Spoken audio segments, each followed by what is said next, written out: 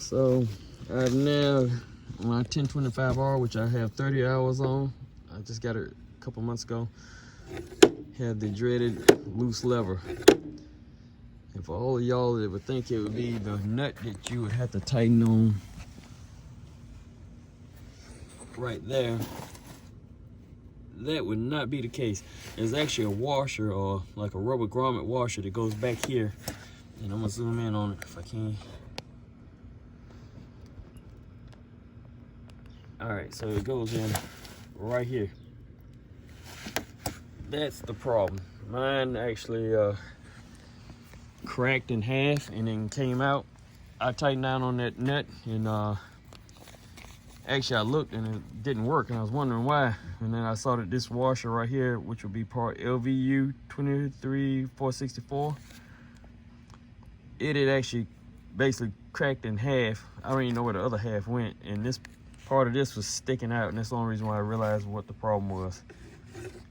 Because I tightened down the nut a little bit, about a half turn, and it worked for about a second, and as soon as I moved the lever, it went floop. So that is the issue I'm having. And once again, it's right back here. So I'm going to put on this washer and see, actually while I'm sitting here, just so y'all can see it, I'll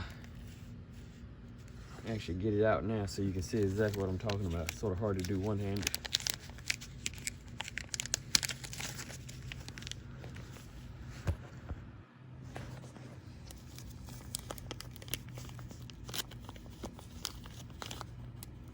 Actually, this looks like, yeah, it is rubber.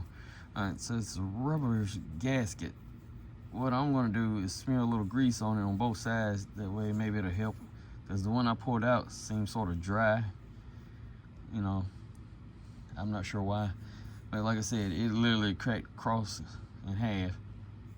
And the only reason why I figured it out was because I looked under here, same spot that I just looked from, and the half that was still there was actually hanging out. So I'm just gonna place this, see what happens. It's actually a simple process, but we'll see.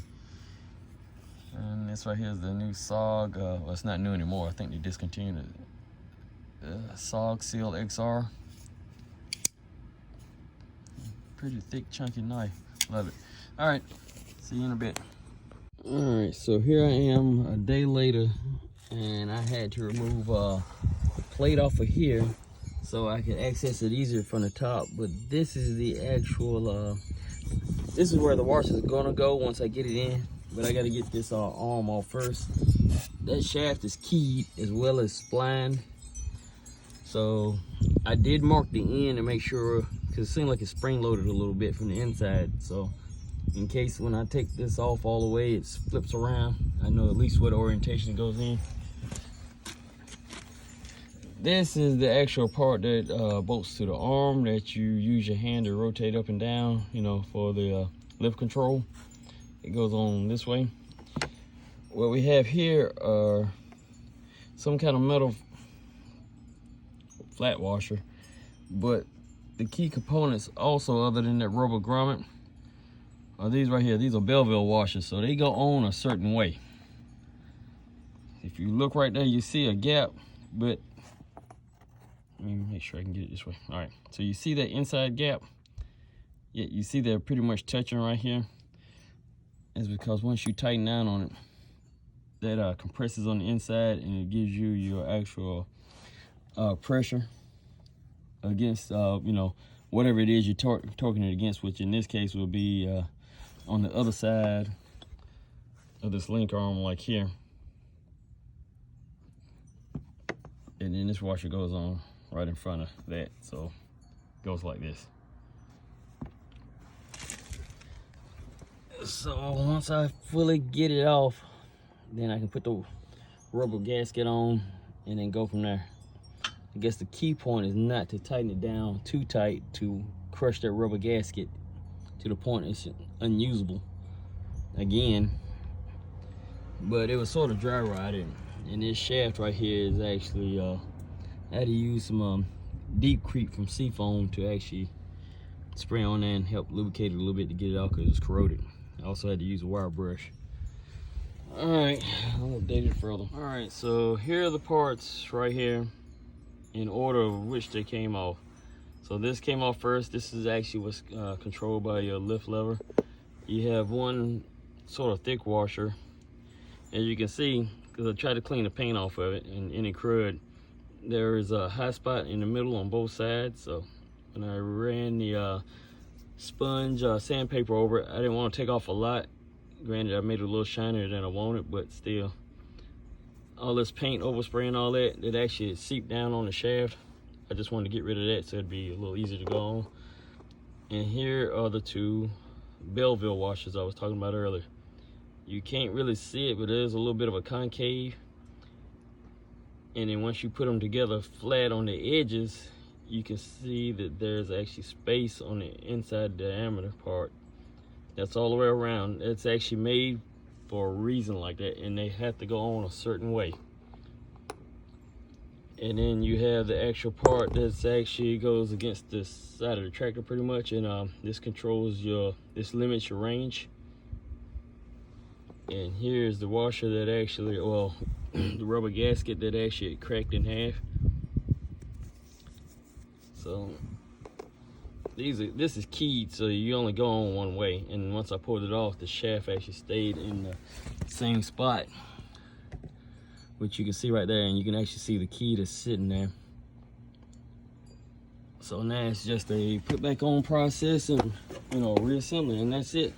But it's right here is part of the reason why lift arms actually go, because once this right here is actually broken, deteriorated, and or gone, you now take away the tension that was created by the Belleville washers, or spring washers, or however they're called. I know them only as Belleville. You take away that tension that's created by them being smashed together, and then, you know, there you go. You got a lift arm that flops up and down like, you know, a wet noodle. Now, some guy that got scared when he was about to get laid for the first time. So that's the process. I got some actually special nominal blue. Let's just say I worked in the turbine world, and this right here is the shit we get from Germany, and I think it's about $600 a can. It's pretty good. Can't tell you where I got it from though. But I'm coating it with some nominal blue and then going from there. Alright, so I've got everything reassembled. Right now I'm getting ready to go back into the torquing process, which I have no known values as far as torque, but like I said, there's Belleville washers. So let me explain a little bit again what happened and from what I've also seen. All right, initially I said there was this set right here of Belleville washers, which I hope y'all can see. Let me see if I can hopefully that'll help you. There's actually two sets. There's the first set, which if you look close, you should see the middle line. And this one right here is, which I thought was one solid washer, is actually a Belleville washer as well. It's just that it had so much paint around the outside edge of it, they were glued together. And I didn't realize it until I had already was getting ready to put it on the shaft, and by then I was like, screw it. So right here is the actual gasket that I put in. Now, what I noticed and figured out was, when I realized there was two Belleville washers, when that gasket rotted out and broke and came off, in the beginning, if you look back at the beginning of the video, you'll see that there was hardly any space there, which actually left me wondering how in the hell did, you know, that thick of a gasket get in there in the first place. I mean, you know, what had happened was with these two Belleville washers, once that gasket was no longer there, they expanded out and pushed this all the way up against the side of this block right here. So therefore, that's the reason why there was no space right there that would even indicate that there was a washer there. But that's the washer I had to replace. Here is the actual piece that limits your travel. There are the two Belleville washers, and here's the part that actually connects to your stick. Let me see if I can see it on this end a little bit better. I'm sorry about all this, guys. So here you go. There you go, that's a better view of it. So that's everything right there put together. Now I'm just putting the actual nut on right here, and then I'll connect back the lever itself that actually gives you control of the 3-point, and that's it. All right, y'all, everything is hooked back up, as you can see. There is some grease, you know, I guess it gave it a little bit too much extra in grease right there, but I'll clean that off.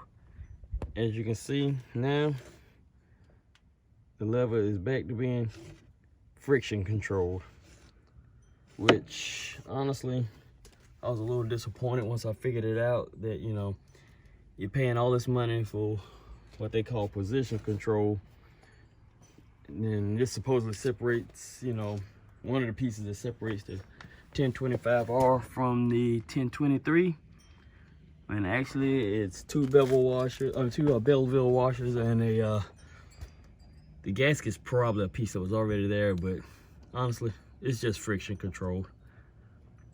I'm a little disappointed, you know, but I guess, you know, get what you pay for. Alrighty, let me, before I forget, this is the most important part. This is a whole lot easier with the wheel off.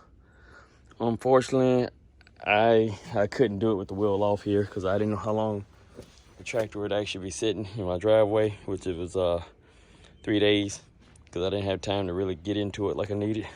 So do it with the wheel off once you got all the pieces together and you got your mindset and some time. I ran out of daylight the first day, but once you got all that, you should be able to do it easily. It's a 20-minute job, I think.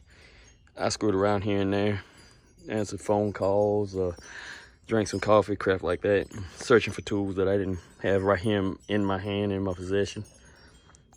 But you don't need a lot. John Deere painted the shit out of everything, so, you know, make sure you clean the paint good from all the pieces before you put them back together, and you should be able to live happily ever after. All right, take care.